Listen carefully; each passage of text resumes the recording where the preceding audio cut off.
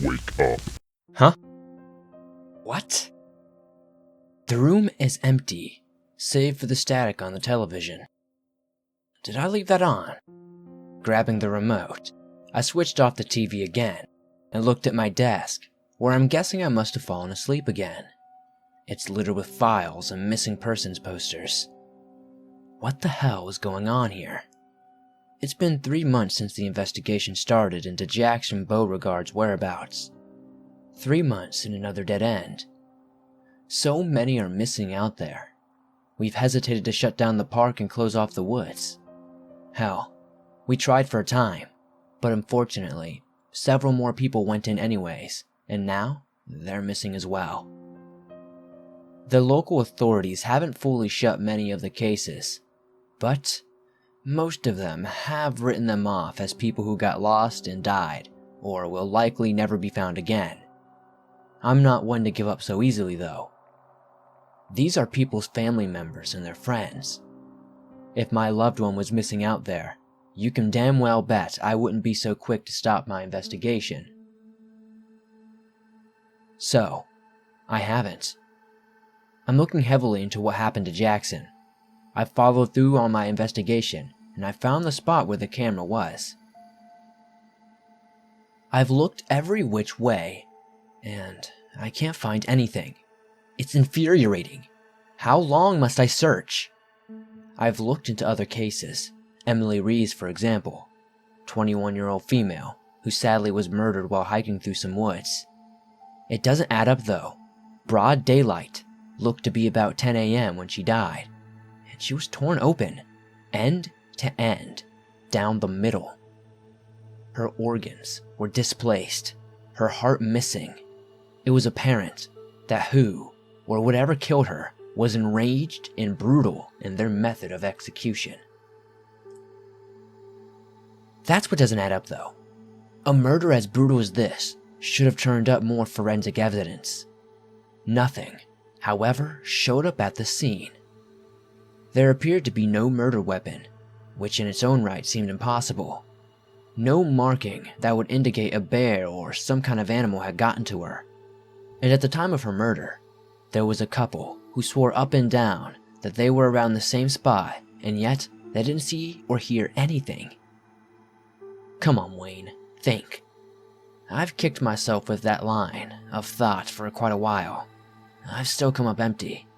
Just another dead end in a long string of deaths of missing persons. There is something going on in these woods, and I'll figure out what it is. Wayne? Wayne, you there? Go for Wayne. What is it? Can you come out to the entrance for a second? We got another incident. Ah, shit. I'll be out there shortly. Wayne out. Getting into my truck, I see my thermos, and for a second, it crosses my mind. There's still coffee in it. Sniffing it, I decide to take the chance, if it isn't too cold and old, and take a large gulp. Okay. Bad decision. Starting up my truck, I began heading towards the entrance of the woods. As I drive, I ponder what I might be walking into now. Is it a murder? A missing person? Whose body is going to be all over the place this time? Whose family is going to be sick to their stomachs, either not knowing what happened to their child, husband, wife, or not having answers as to what murdered them or why? I know these are thoughts I simply shouldn't be having, but I'm growing tired of this. Tired of having no answers, or nothing truly clear-cut when it comes to these deaths. For once, I'd like a clear-cut answer to these problems. I'd like to be able to tell a family, we found your loved one alive. To be able to tell a victim's family, we got the son of a bitch who killed them. Tim is a part of dispatch, but he also doubles as someone who assists me in investigation. He isn't prone to hyperbole, and I could hear by the way he said incident that we probably have another dead body. I've been working out here as a park ranger for almost 20 years now. I've never seen such insanity as I have in the past decade or so. Pulling up to the entrance, I soon park my truck and hop out, bracing myself to hear the bad news. Tim strides up to me, and there appear to be local law enforcement everywhere. What do we know, Tim? It'd be best if you came over and saw the scene. I'm not sure what to make of it, Wayne. I'm not sure in the slightest. Walking up to the scene, there appears to be a woman, probably mid-20s, judging by initial appearance. And she's smiling. Upon closer inspection, her arms are crossed, and in the center of them is a black rose. Her body seems to have some kind of weird symbols carved into them, from just under her breast down around her navel. There don't appear to be any other markings on her, or any other sign of what might have led to her death.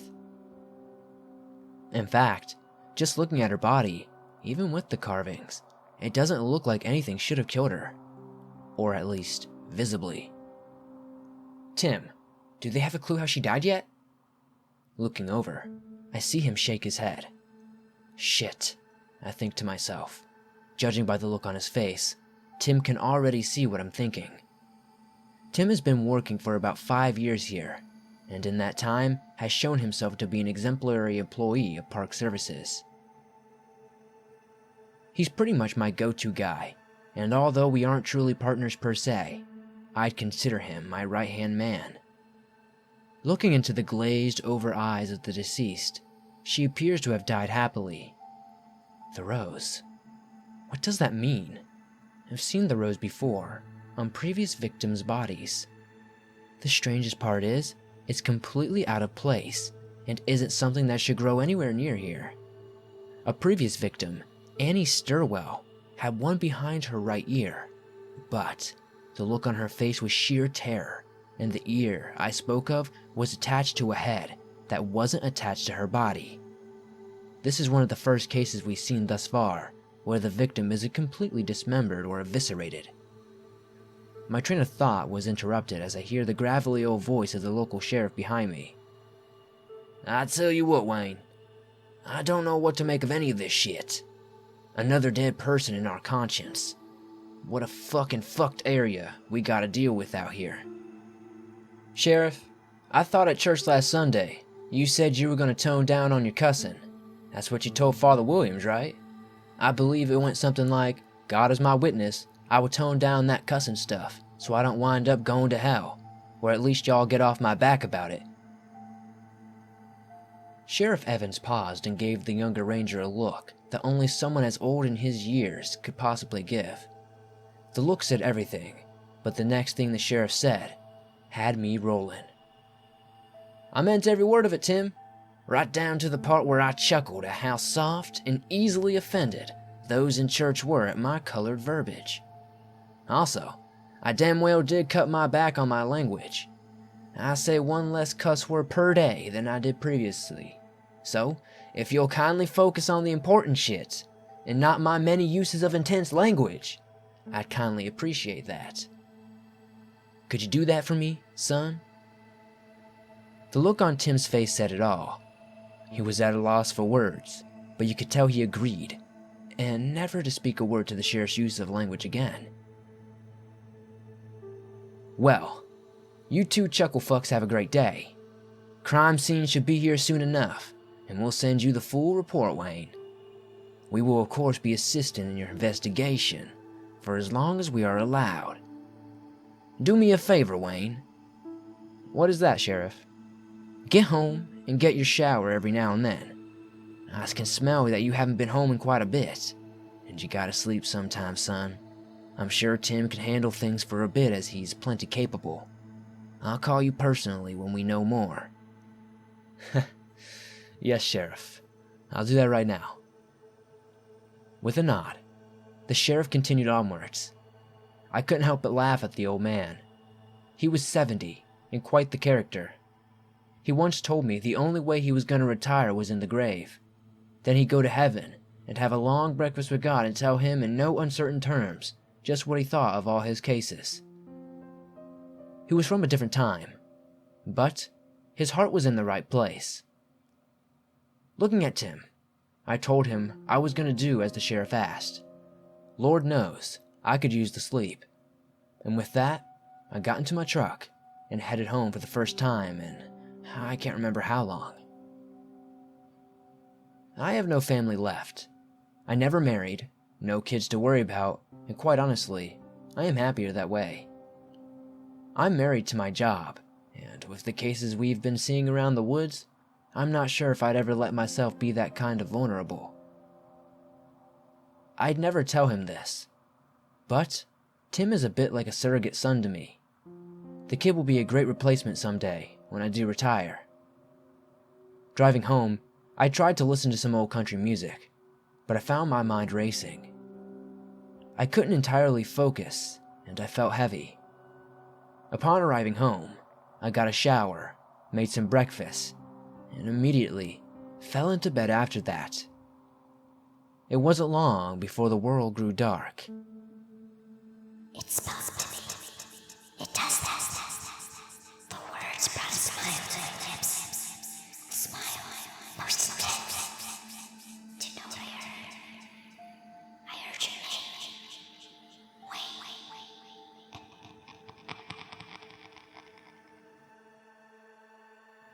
Wait. Who's there?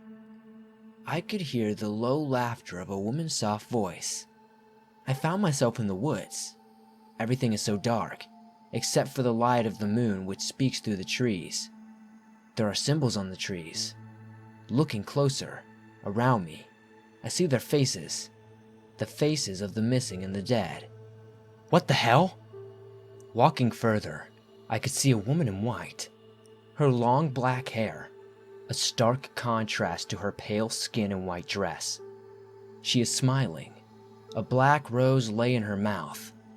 She appears to be holding her arms outward, exposing her palms. Suddenly, I hear the voices of all those around me. I hear the screams of those who died, the silence of those still missing. I can hear the crying of many. I can feel the despair in their souls. I just want out, and I just want out now. Turning, I run. Yet, every turn I make, every tree I pass, there stands the woman in white. The screams of the murder become louder, the faces of those who are missing. Their lips, they're sewn shut. Faster I run, and further I go. Suddenly I fall into a lake, and as I try to swim, I feel my body being drugged down by an unseen force. The more I struggle, the harder I pull. Almost like quicksand is happening around me. As I see the moonlight glimmer and I struggle to hold my breath, I see her face, I see her smile, and at once, I feel a dread like I've never felt in my almost 40 years of life. I look around to see the faces of the missing and dead staring at me from above. Their heads in the water.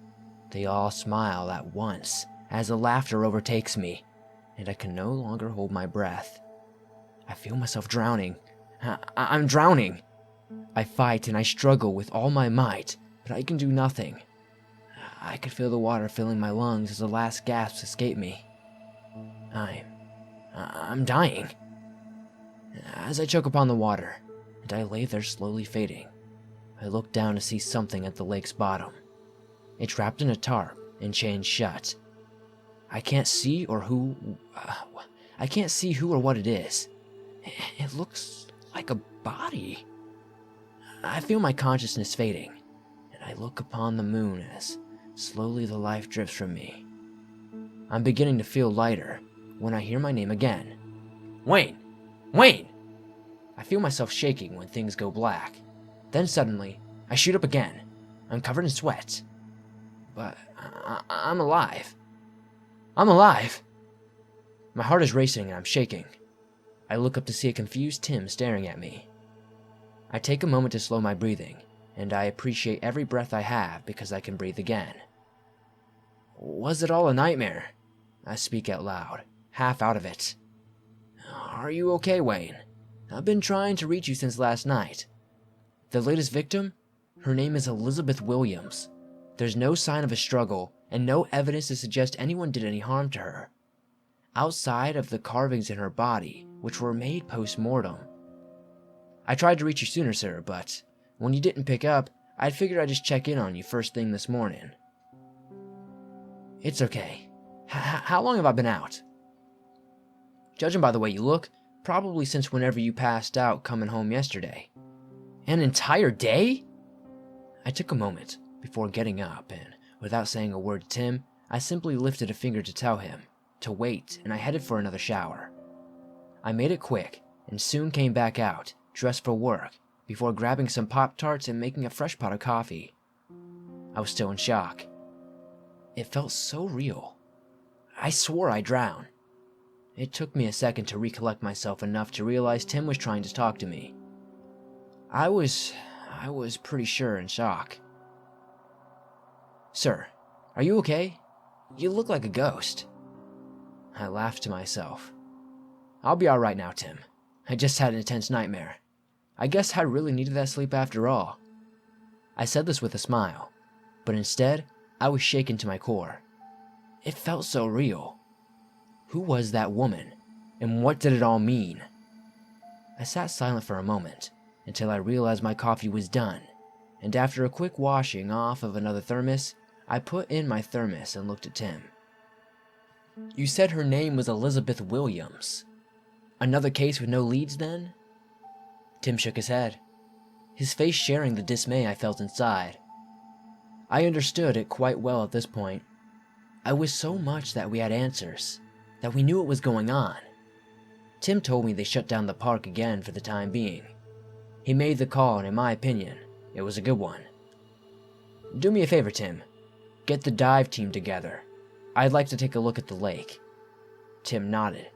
"Any reason, sir?" "It's a tip I got. I want to search the lake for any signs of a body." I didn't tell Tim where I got my tip. The nightmare was so real. I figured it couldn't hurt to try to investigate the area anyway. Who knows?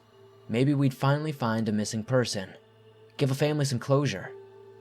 We get anonymous tips all the time, so it wouldn't be out of the ordinary for me to ask such a favor. Thankfully. "Tim, I'm going to go to the lake in the woods and wait for the dive team. In the meantime, you can go back to the office and look up any missing persons cases or murders that have happened to involve a woman at about 5'7", long black hair, pale skin, in a white dress." The look on Tim's face was one of confusion. I was every bit as confused, but I figured I'd look into anything I could in regards to the nightmare. Also, in Jackson's video footage, I'm almost certain he spoke of someone similar at one point. I wanted to be sure I didn't leave anything to chance. Tim gave a reassuring nod, and we both headed out of the cabin. I got in my truck and headed to the entrance of the woods. My head hurt, so I took an aspirin before starting my drive. I was certain I was dead, and none of it made any sense. I couldn't shake the dread that filled me in the nightmare I had. I had never experienced anything like it. It felt so real, and I couldn't get it out of my head. Who was the woman? Why were the victims and the missing there? Maybe it meant nothing. I'm not exactly like a huge believer in the supernatural, but the nightmare was near unexplainable. I wanted to write it off as lack of rest, but I don't know. My obsessive investigation into the murders and the missing just wouldn't let that work for me. Something inside me wouldn't let me fully write it off as such. It wasn't long before I made it to the entrance. It was the same entrance Jackson parked at shortly before going missing. I began my hike into the woods and headed for the lake. The air about the woods was simultaneously relaxed and oppressive. It made no sense, but considering all that had been going on here the past several years, it made sense enough to me. As I walked further into the woods, the wind slowly picked up. Fall would be here in a matter of weeks, and the weather would change drastically soon enough. I paused for a moment as my head began hurting again. For a moment, I saw the woods in a different light. I could feel the cold air I felt in the nightmare. I could hear the voices in the wind. Then suddenly, I was back again. Could one be traumatized by a mere nightmare? Perhaps. But I refocused and continued walking. A few steps in, I heard a woman's voice. I heard my name. I looked around, confused, a bit shaken, but mostly trying to tell my brain to stop screwing with me. It was only a nightmare, I told myself, as I continued forward.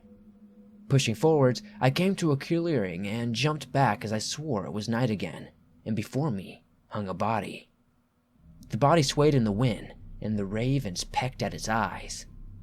Strange symbols were etched into the body, and although it was rather high up, I noticed the symbols were changing. One second they were symbols, the next they were letters, and they almost glitched back and forth into both. They spelled my name. Greg. I pulled my phone out and dialed Tim. As the world around me grew bright again, I felt the cold air overtake me as he picked up. Tim, can you look up any victims or missing with the first name Greg? It's got 2 G's at the end. Sure, sir. Any reason? Did you find something? I'm still headed to the lake. I'll let you know more when I'm there. Sir? Yes, Tim. Got something you want to add? It's just that. The dive team's already arrived. They said you didn't show up, but they forwarded me the results of the investigation. There was no body or anything that hinted at the lake. I guess whoever phoned in the tip got it wrong or just wanted attention. I sat silent and in shock for a moment before laying down at my watch. It was 7 p.m., but that was impossible. Are you all right, Wayne? Where have you been? I thought for a second, my mind racing, both to explain the loss of time, but also to think up an excuse to tell Tim.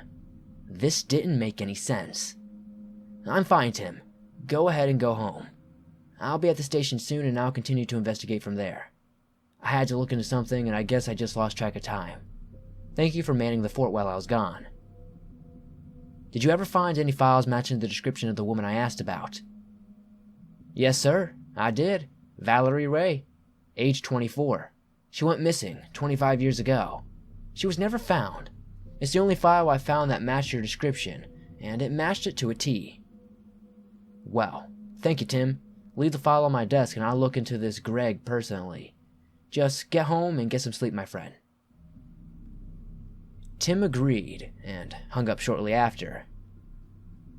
There is something seriously wrong going on here. Am I crazy? There was no way I lost near 12 hours on a simple drive and a hike. The sun looked as though it was setting now, but I swear seconds ago it looked like a normal day. I turned around and jogged out of the woods, and soon after arriving at my truck, checking the time, I made sure I hadn't lost any inordinate amount of time before starting the truck up and heading to the office. On the way, I stopped into a local store long enough to grab a quick bite to eat, and by about 8 I finally arrived back at the office, unlocking it before heading in and locking the door behind me. The office was empty and the desk lamp was on. I guess Tim's doing. Looking over, I noticed the TV on again. It was static. Surely he turned it off before leaving, right? I turned the TV off and sat at my desk.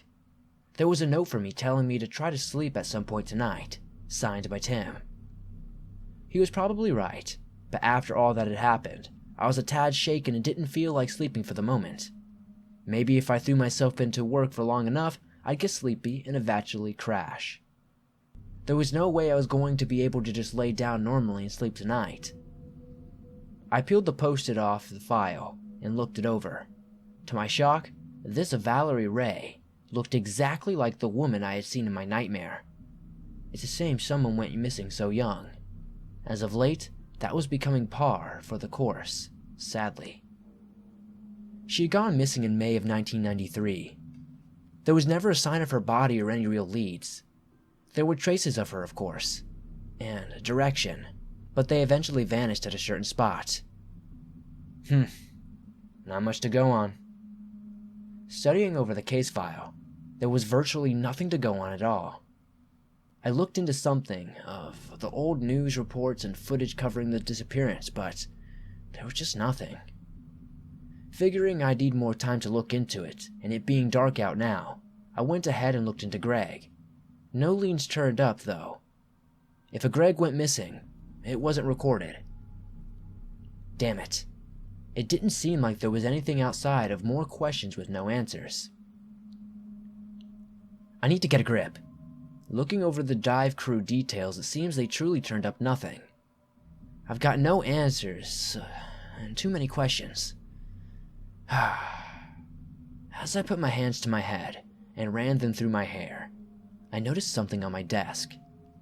It was a package. No return address. Had I really been so wrapped up in everything I hadn't noticed it? It is certainly possible with everything going on. I checked my desk for a latex glove and put them on, before slowly pulling out a knife and cutting off the string wrapped around the paper on the box. Unwrapping the paper, there sat a white box with my name stamped in black on it. Slowly pulling off the top of the box, there sat a black rose inside with a note. The note read as follows. "It calls your name, Wayne. Signed, V." I suddenly felt my head splitting and stood up. The TV turned on and I felt dizzy. I moved toward the couch in my office and fell over, trying to pull my phone out to call an ambulance. I saw blood dripping from my nose before everything went black. It calls your name, Wayne. It calls you as it kills all around you. Do you answer? Shit! I shot up in a cold sweat as my phone rang. The world was spinning less, and looking down I noticed I'd lost 2 hours. It was about 11:30 in the evening, and I made a decision that I would see my doctor tomorrow. The phone continued to ring as soon as I answered it. "Hello, this is Wayne." The soul enlightened just before the end. "Who is this?" The phone went dead, so I hung up. I tried to run a trace, but it turned up nothing. I wanted to sleep, but I couldn't bring myself to do so. Sitting on the couch, I looked over to make sure the box, rose, and note were still there. They were. At least, that was real, I thought to myself. Taking a deep breath, I waited until my vision had completely corrected itself. I grabbed a blanket and a pillow I kept at the station for long nights like this, and laid down on the couch. I wasn't going anywhere. In the morning, I planned to go to the doctor, and also have someone look at the note, and see if they could lift any fingerprints or something to identify the sender. I'd also ask if Tim saw anyone drop off the package. For now, I needed rest. So soon, I closed my eyes, and for the first time in a long time, I didn't dream at all. I awoke to the sight of Tim staring at me. He had some croissants in one hand and coffee in the other, which he handed to me, a smile on his face. "Morning, Wayne. I figured I'd find you sleeping here, so I got some breakfast and coffee so we could work while we eat." "Thank you, Tim. I've got to call my doctor and see if I could set up an appointment or something, as I'm just not feeling the greatest. In the meantime, did you see who brought that package in yesterday?" "No, sir. It was on your desk when I got here, and I didn't think much of it with everything going on." "Why? What was in it?" "A black rose and a note addressed to me. I'm not sure what it means, but I want to have someone come down and check the box and packaging for prints, as well as run the handwriting to see if we can find any matches to who may have sent it." Tim nodded and went to his desk before calling up the sheriff and checking in on getting someone to look at the box. I could hear Sheriff Evans' colorful use of language over the phone as I proceeded to call and set up an appointment with my doctor. As it turned out, my doctor had a cancellation, and so I was able to get in today. I left Tim at the office and drove to the doctor. It took an hour to get into town, and before I knew it, I was in the doctor's office. I explained the headaches, the dizziness, and the blackouts. He said he wanted to look further into it, and referred me to a specialist, but he also noticed, from what he could tell, it was likely stress-induced. I was told to take the week off and to try to take it easy till I could see the specialist. I didn't make any promises to my doctor, but I went ahead and tried to follow his instructions. I called Tim and told him if anything new came up, call me, but I'd likely be taking the week off otherwise. I also said if he heard anything back from Sheriff Evans while I was out, to please call me and tell me what he found out about that box. It was with that I headed home. Unlocking my cabin door and throwing my keys into the key bowl, I shut the door behind me. Looking up, I stopped dead in my tracks. On the window was a message in blood. It was the symbols again. They shifted every now and then. and after a bit, trying to piece it together, I realized what it said. It calls your name, Wayne. Overcoming with a splitting headache, and the last thing I remember were those words. I woke up in the hallway, or I felt awake, but something inside me told me this was another nightmare. I could hear her laughing. It was the same voice on the phone, the same one in my nightmares. What do you want? It calls your name, Wayne. You cannot run from it. You cannot hide from it. The more enlightened you become, the closer you are to the end. Accept it. What calls my name? What the hell are you on about? Some roses bloom in the night. Some accepted it. Others were ripped away from life. Others grew stubbornly from it. All the roses bloomed regardless. Standing up, the hallway was completely black, save for the wall I walked, which seemed almost perfectly lit. I slowly placed my hand on the wall that I could not see, then made my way to the table in the center of everything. On it lay a bed of roses, symbols engraved underneath, as they revealed themselves. I saw the names before me, the missing, the murdered, their names slowly fading in and out of the symbols. I was unsure of how I could read. The light soon faded before another appeared across the way. The path was no longer lit. Only a black door was at the end. As I walked further, moonlight began to peer in. The world felt cold upon my feet. The sight of trees now began to surround me. It was winter, as soon fell snow. The snow was black, and I reached the door. There sat a black rose, seemingly growing from the door itself. I turned the knob and opened the door, and to my shock and dismay I heard the voices of babies crying in anguish all around me. The sounds grew louder, and I tried to plug my ears, but as I did, the light faded, appearing again, only to show a tree of infant faces, screaming at me. I couldn't believe what I was seeing. The babies seemed alive, their screams overcoming me. I felt my body shaking, and in a blurry haze, I looked upon the ground, the black roses spreading. I felt myself being consumed by them. I looked upon my skin. From it sprang the roses in bloom. I clawed at my hand, clawed at my head, looking to the moon, screaming. The cacophony of infants screaming pierced my mind. I felt overtaken as pain seared through me. Then, at its peak, as I felt there be no end, I saw the woman, Valerie, smiling at me. Then, the world faded into night. I soon shot awake. I saw the sheriff staring at me, his face bewildered. I felt so cold. Then I rushed outside before vomiting. This was real, right? I guess it must have been, because I heard Sheriff Evans behind me confirm it was. Yup. Sure looks that way, son. I heard you had seen a doctor earlier, but perhaps they should check you out again. Mind if I ask you something, Wayne? I nodded in agreement, and felt the warmth returning to my body. The look on my face no doubt showing I was still quite shaken, though the sheriff then spoke again. Who the fuck did you piss off to bring this upon yourself, son? I mean, Jesus fucking Christ. Someone broke in here, dragged a deer here, dismembered it, and used its blood to write whatever the hell is on your wall there. To you. Clearly wanted to send a message. Any idea who might have done this? No, sir. How long ago did you find me? I heard Tim intervene. About an hour ago. You were shaking and spouting stuff I couldn't quite understand. I tried to call you earlier, and when you didn't answer, I figured I'd deliver my message personally. When I found you, you were here like this, and everything else like this. There was a distinct apprehension and a bit of fear in Tim's voice.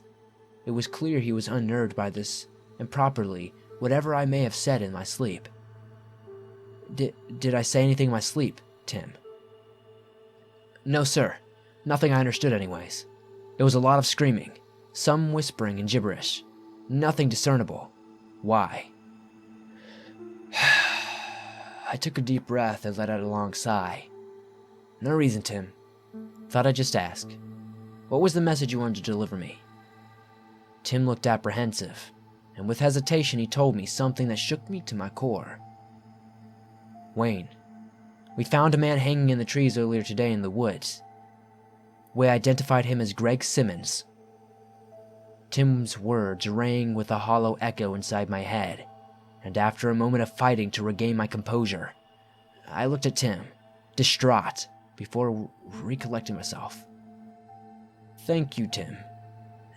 Anything specific? Hold your horses there, son. You need to rest, preferably away from this place. You can stay at my place for the remainder of the night, and I'll drive you back in the morning, if you insist on working, but for the foreseeable future, you're under my watch. I nodded and looked at the sheriff to let him know I agreed. I mean, to get away from here wouldn't be a bad idea. The sheriff lived in town, and town was an hour away from this place. Maybe it would help if I stayed away for a bit. Tim, lock up the station tonight, and get home and get some sleep. If you wouldn't mind, tomorrow look into what happened to Greg. Maybe see if you can contact his family, and, well, you know the rest. Tim nodded, and for the next hour I sat, rehydrating as the medic slipped over me. Everything seemed fine, from my temp to my body. I seemed perfectly healthy. They offered to take me down to the ER, but I declined and waited for Sheriff Evans to wrap up his initial investigation on the cabin. Another hour passed before I saw the sheriff look at me. You ready to skedaddle, son? I nodded and got up, and followed the sheriff to his truck before he started it, and we drove off. As we drove off, I saw Sheriff Evans look over for a second at me, from time to time, but he didn't say anything.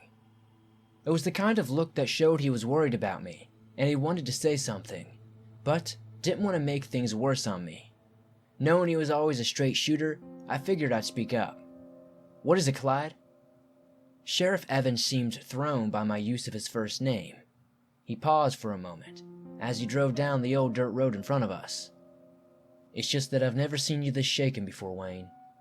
Whatever's going on, it's clear you know more than you're letting on. So if you don't mind my asking, as a concerned friend more than anything, what is wrong?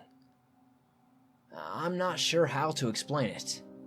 I feel like if I tell you, that you'll think I'm crazy. And that's the honest truth, Clyde. Go ahead, son. I doubt there's much you could tell me that would shock me. I've worked as a sheriff in this town for too long to be shocked by much of anything. So, out with it. Greg. He was in the nightmare I had recently. He was hanging from the tree, much like it sounds like you found him. There was a long pause before the sheriff spoke again. Well, I'll admit, that does sound fucking crazy. That being said, I've worked alongside you have known for a long time, Wayne, and you've never been one to spin tall tales. You're probably as down-to-earth and rational-minded as my old self. So, I won't take you to the psych, but I might suggest you lay off the work for a bit. I wish I could. When I went home, that's what I was trying to do. Take a week off as the doctor ordered. But you saw what came of that. That I did, Wayne. That I did. Do you have any idea at all who might hate you enough to do something like that? You can be honest with me. I won't say a word to anyone else. I really don't. I've been having these strange nightmares lately, and one of them, I was drowning in the lake. It felt so real, and I can't explain it. There was another long pause before Clyde spoke again. Well, son, that just might be the strangest shit I've heard ever. But, you know what? I believe you. I won't pretend to understand it. Lord knows some things aren't explainable. But, I saw you shaking on the floor, son. I saw your reactions. I know you well enough to know you won't bullshit me.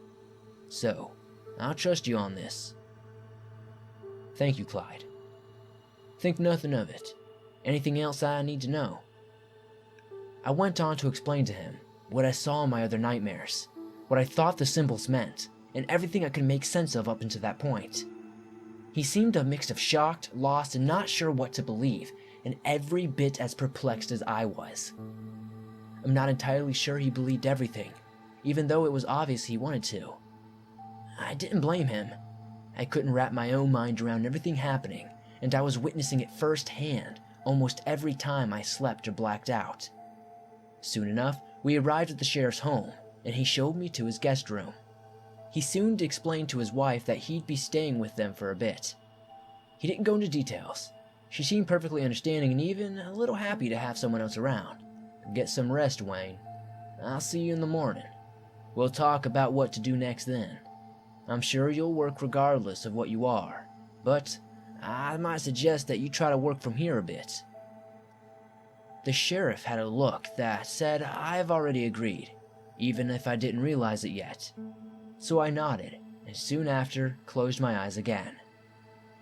The next morning I awoke to the smell of eggs, bacon, hash browns, toast, biscuits and gravy and fresh coffee. It looked as though Clyde's wife Betty had made enough food for a small army. I got up and came into the kitchen.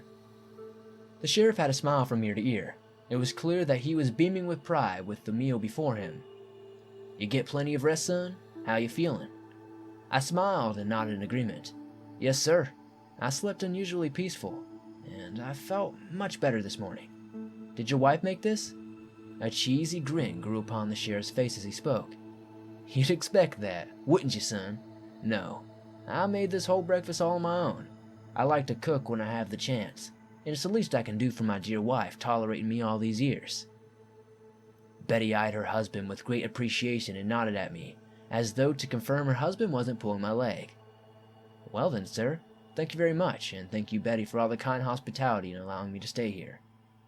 The sheriff nodded as though to say, think nothing of it, and his wife did the same. We sat and ate, and by the end, I felt I could barely move.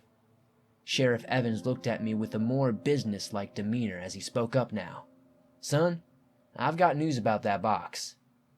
There was nothing strange about the rose that we could tell, so we can rule out some kind of toxin or hallucinogenic attack. There wasn't a trace of anything on the box or in the box that would suggest any sort of chemical or anything that would bring you harm. We scanned for prints, and it appears we got nothing, so I'm not sure what to say about that. Furthermore, we were no prints of DNA or evidence left behind at your cabin, so unless you did this all yourself somehow, which I know you didn't, I'm afraid we're at another dead end. I nodded at the sheriff in agreement with the confusion displayed on my face. I wasn't sure where to go next from this, what to look for. I appreciate your assistance in the investigation, Clyde. Is there anything else I need to know? I have to go up that way again to look into 2 more disappearances, but Tim wanted to speak with you. I suggest you stay here, but I know you well enough to know you'll go regardless. So I'll drive you back to the office, but you're staying with us again tonight. Understood? He phrased the last part as a question, but the look on Clyde's face suggested it wasn't negotiable. So I nodded in agreement, and soon after I joined him as we made the hour drive back to the station. Upon my arrival, Tim was there at his desk. He seemed quiet and heavily invested in some of the cases he was working on. Morning, Tim. Tim jumped up and startled for a moment before greeting me. Oh, morning, Wayne. Did you get some rest? I nodded, then proceeded to ask him some questions. You all right, Tim? Tim nodded and proceeded to explain he just had a long night was all. Anything you want to tell me about that night, Tim? He shook his head, no, before telling me he just had a very hard time sleeping was all. Fair enough. You wanted to speak to me about something?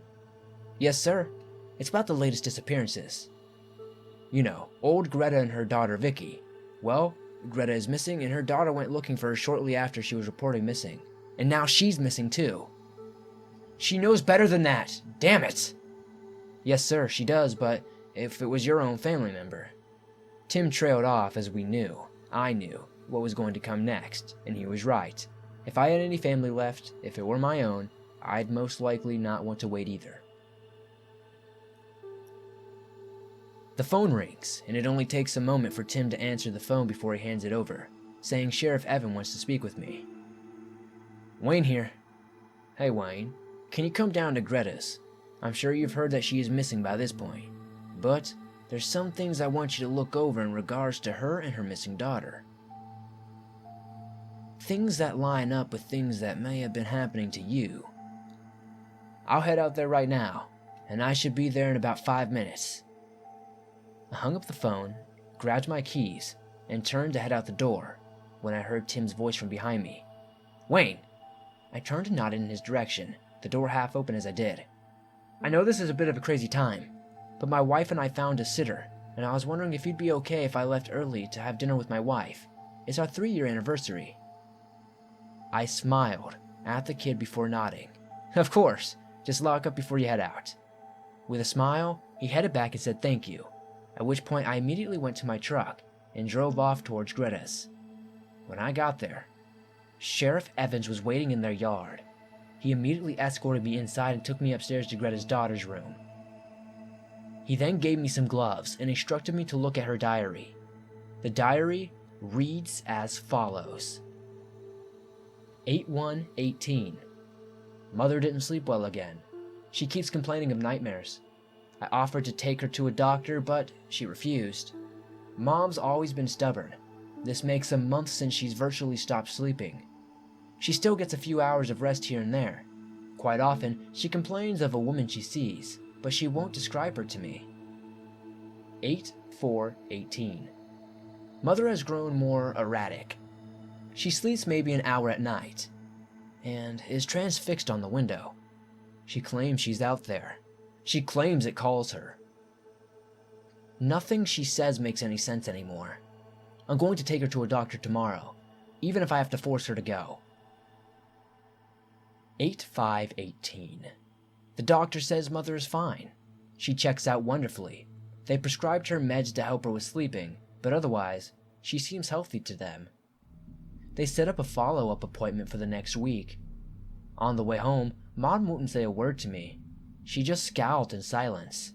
I'm sure she's upset I forced her to see the doctor, and we had a big fight about it this morning. But I'm worried about her, and I love her. 8/6/18. Tonight, Mother slept, but it was hardly peaceful. I'm not sure what to do for her. I watched her last night. She was screaming in her sleep. "My baby! My baby!" She kept crying out. Then she started humming something I didn't understand. At least she quieted down. I eventually went to sleep. 8/7/18. Mother seems content. I'm not sure what has changed. I tried to ask her what she was screaming about last night, and she looked at me with the almost unnerving smile. Then she said, everything was fine. She just had a nightmare. It was probably a side effect of the medication, she said. She does seem well rested, however, and claims she had the best night of sleep in her life last night. Something seems off. 8/12/18. I took my mother to her follow-up appointment. They said she was fine. I told them the meds seemed to be working, though sometimes she had nightmares. They assured me that this was normal, and sometimes a side effect, but she'd be healthy and fine. 8/13/18. Mother was up last night, in her room, staring out the window when I put her to bed. She asked if I could see her. She asked if I could hear them. She asked if she heard my name. Sufficiently freaked out, I tucked her into bed and smiled and said, "It comes for us. I'd rather not speak on any of this any further. I'm going to have a hard enough time sleeping tonight." 8/14/18. Today, there was a knock at our door. There was a box. It had our names on it. My mother seemed overjoyed. I was not. Inside was a black rose and a note. "Come home," it read. But it wasn't signed. 8/15/18. I had nightmares last night. They were extremely vivid, and I saw my mother with a woman. The rest of the note was filled with symbols. I felt my vision blurring, and my head didn't feel right. The sheriff seemed to notice. "You all right, son?" The world was growing dark again, and the symbols were changing. I could read them far more clearly now.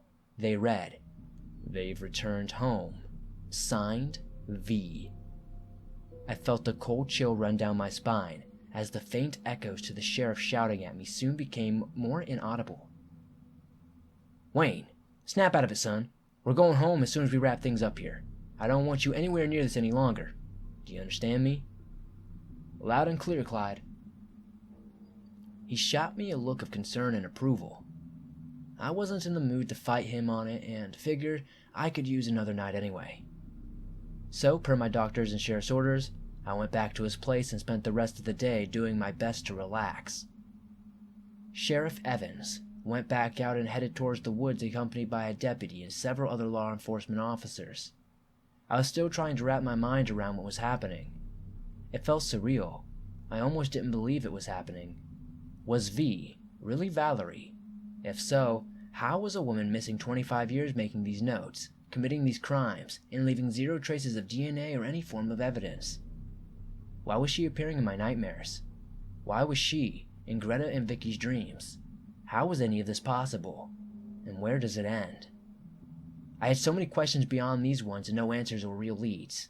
I was growing more and more frustrated as I struggled to understand the seemingly impossible events behind those disappearances in this investigation. Feeling tired, I lay down again. These questions among other thoughts raced through my mind. It wasn't long before I found myself inside another nightmare. Everything is dark. But why? In the darkness I heard a voice. It was familiar. It was the sheriff's voice, or rather his screams. A low laughter hung in the air as I blindly ran through the darkness. It was her voice again. "Shut up!" I cried in anger and frustration, but I was only met with a low laughter that seemed to surround me. I ran further into the darkness, towards the light of the moon before I shot awake to the sight of Betty shaking me. I looked at my watch and it was midnight. I'd lost a lot of time, but I immediately looked towards Betty and asked, my words filled with trembling, "Have you seen or heard from Clyde?" Betty shook her head no. She apparently already called his work and asked if he'd turned up. Apparently he'd gone back to check something in the woods before heading home, but when they got out there, only his truck was there. They'd been searching for him for a few hours, according to Betty. I looked at her and tried to reassure her that things would be all right. The phone was ringing. Everything seemed to be moving slowly. Before Betty answered, I had a gut feeling it was only bad news on the other line. It took only a few seconds before Betty dropped on the floor. She was in dismay and began crying uncontrollably. I snapped out of bed. I swear I could hear her voice again. The world was changing, in and out around me, as I felt myself losing it again. I smacked myself and refocused as I ran over and picked Betty off the floor and held her. "I promise you, we will find who did this." This, I thought to myself, what was this? I could make judgments based on her reaction. I could bet Sheriff Evans was murdered, but I don't know for sure yet. Did I need to, though? The look on Betty's face said it all. Betty and Clyde had been together for 50 years. I held her before finally looking into her eyes. I could feel the poor woman's pain as she struggled to keep eye contact. "Do you mind if I borrow your car? I want to go down and inspect the scene, if that's okay. They likely need you to identify the body, if what I think happened, happened." She nodded, and we both headed off into the night towards the woods. I called the local sheriff's office to confirm where to meet. I decided not to call Tim. I could tell him what happened in the morning. An hour later, I was at the destination. Upon arriving, I immediately told Betty to wait inside the car. She seemed distant and unresponsive. Stepping out of the car, I asked a deputy to stay with her, and I walked forwards, towards the scene of the murder. What I saw left me in shock. Clyde? He was everywhere. His organs were spread all over. His body parts were strewn everywhere, and as I gazed upon what was left of his face, I saw enough to confirm his identity. His face had been torn open. His eyes were missing, but it was definitely him. If that wasn't enough evidence, his fingers had been... He had enough fingers at least to be fingerprinted. To ID him, and his name tag was still on the scrap of his uniform. He was literally in pieces. I felt sick to my stomach as I asked if I could confirm if it was him so Betty didn't have to see this. I signed the paperwork, then had Betty sign out, but urged her not to look at the crime scene for the time being. "I'm sorry, Betty. It is definitely your husband." Betty, she fell apart hearing this, and I couldn't blame her. I asked if she had anyone who could stay with her, as I wanted to look into this personally. Someone from the sheriff's department volunteered to stay with her for the foreseeable future. They all agreed they'd switch off watching her, and so I turned my attention to the crime scene once again. It was gruesome to say the least, and as they began taking photos and soon after removing the body parts, I couldn't help but feel sick. I'd known Clyde a long time. Many of the citizens here respected him and knew him quite well. Poor Betty had been with him for 50 years. How do you even move on from that? I asked that the sheriff's office send me a copy of any and all evidence to which there seemed to be no flight. I then headed back to the station and opened it up before locking it again and crashing on the couch. I slept soundly that night, mostly, I imagine, from exhaustion. The alarm woke me up again that morning. Tim was just walking in and had him breakfast and a coffee. He looked quite sullen, and I imagine that's how much of the town felt. Reluctantly, I asked him, "So you heard?" He nodded grimly.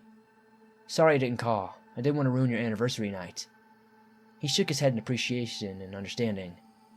"Listen, from this point forward, no one enters those woods alone. Do I make myself clear?" Tim nodded again in silent agreement.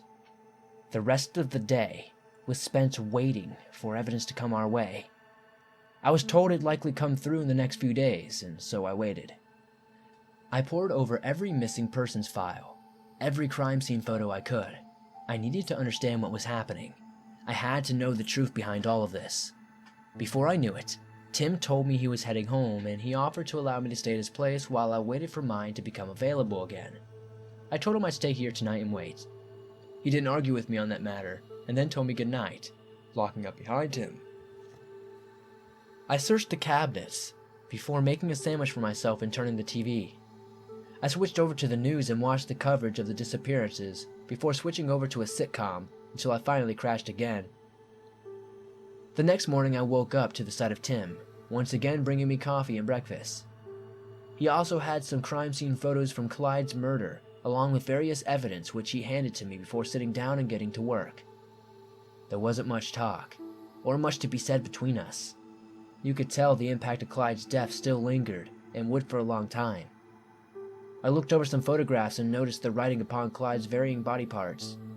The report said there were symbols, but I saw words. Looking over them, this is what they said. "I see not, for I have not eyes. Speak not, for I have not a tongue. I lay in pieces because I am not complete.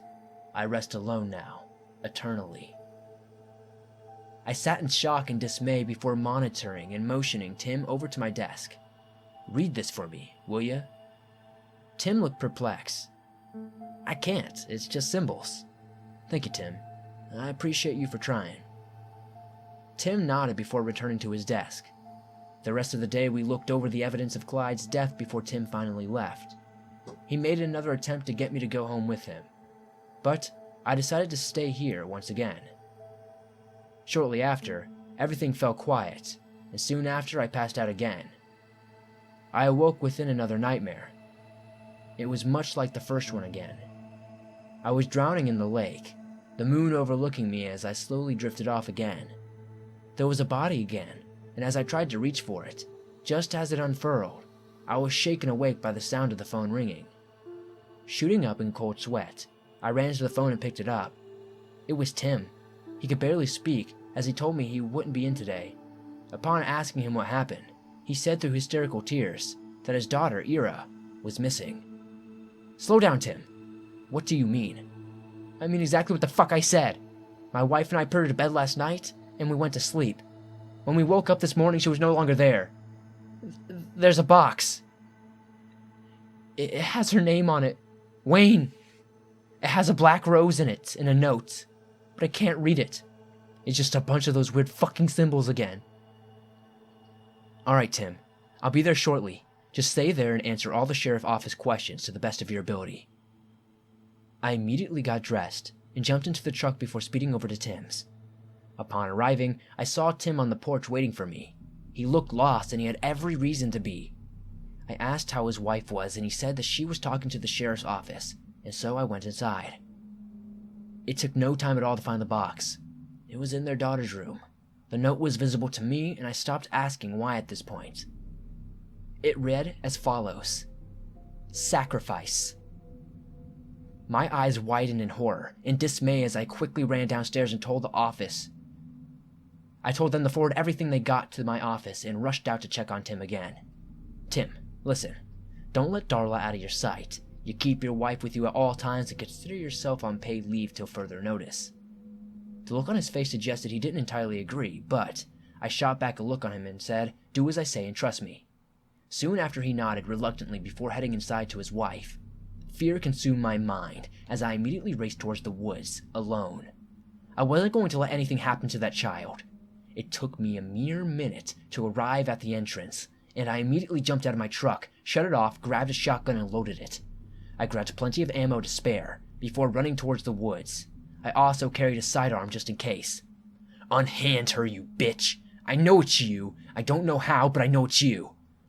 I heard nothing in response. As I ran deeper in the woods, fully expecting a fight, my heart was racing. A cold wind soon overtook me. It was unseasonably cold as I rushed forth.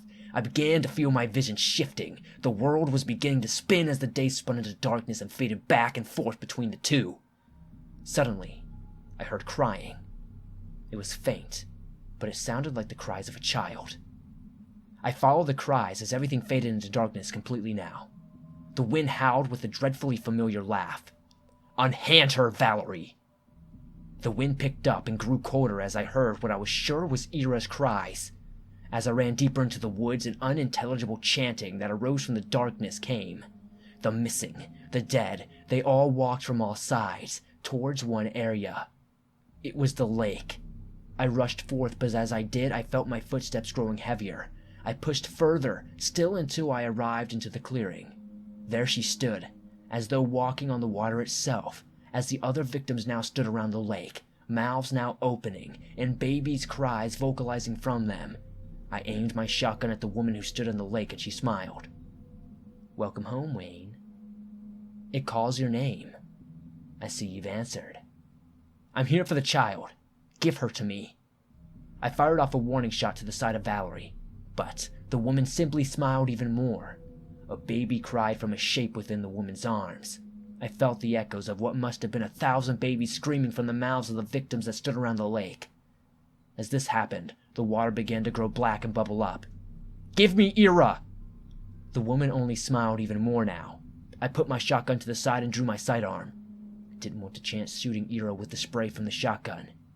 This is your final warning. Hand her over now. I fired a single shot to the woman's head.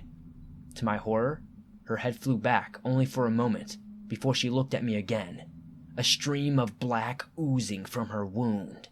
As she continued to smile and laugh, I was horrified by what I was seeing, and I didn't understand it. It was obvious I had to do something. Take me! Valerie laughs. God damn it, take me instead! It will soon be enough. Oh God, no! It fired off every bullet I had into the woman as she slowly began to sink into the water, unfazed and laughing at me. The sound of children screaming began to drive me mad, as seeing no other way I quickly ran off and dove into the water after Ira and Valerie. I cared not of what happened to me, I just needed to save the child. That's all I wanted. God, if you're up there, please answer my prayer. Allow me to save Ira. This is all I could repeat inside my head, as I blindly swam deeper into the dark waters, towards the shape I'd once seen before. The waters grew quiet, quite suddenly, as I got closer to the center of the lake itself. I desperately scanned the waters to no avail, so I turned to go up for air, but as I did, I felt her cold hands wrapping around my arms. I struggled and could not move.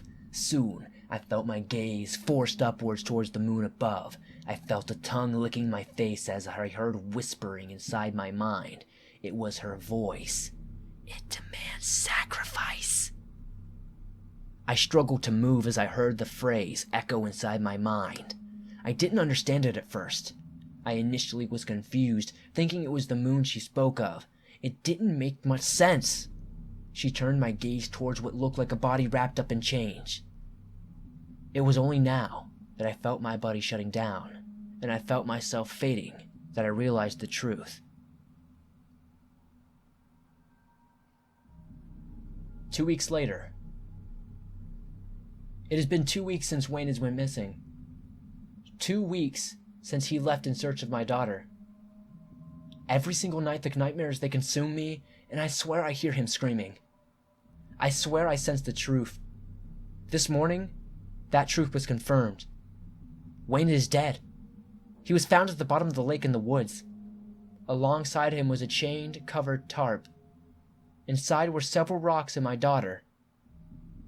I intend to find out what happened. But today, I mourn alongside my wife.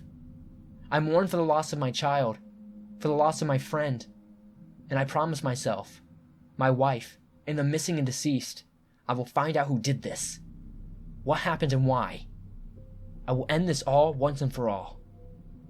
The souls of those who once mourn, and those since deceased, they will know peace.